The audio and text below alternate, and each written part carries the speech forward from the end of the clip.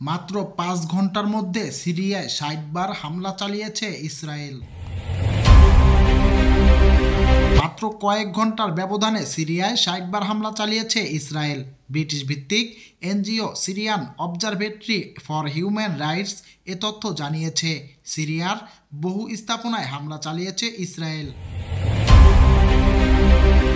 Beirut থেকে এএফজি জানিয়েছে ৫ ঘন্টার কম সময়ের ব্যবধানে ইসরায়েল সিরিয়ার সামরিক স্থাপনাগুলোতে ৬১টি ক্ষেপণাস্ত্র ছুড়েছে। শনিবার গভীর রাতে এনজিওটি তাদের প্রতিবেদনে বলেছে এই ক্ষেপণাস্ত্র নিক্ষেপের শুরু শনিবার সন্ধ্যায়। এদিকে আনাদুলু এজেন্সির এক প্রতিবেদনে জানানো হয়েছে, বাশার আল আসাদের পতনের পর সিরিয়ায় তথ্যপ্রযুক্তি খাতের আনুমানিক ২০টি স্থাপনা গুঁড়িয়ে দিয়েছে ইসরায়েলি বাহিনী।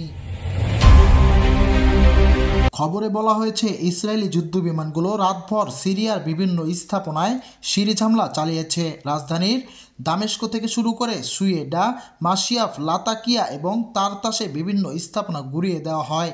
বিদ্রোহী গোষ্ঠীর ঝড়ো আক্রমণের মুখে মাত্র ১২ দিনের মাথায় গত ৮ ডিসেম্বর আসাদ শাসনের পতন ঘটে। এরপর থেকে সিরিয়ায় ব্যাপক হামলা শুরু করে ইসরায়েলি বাহিনী।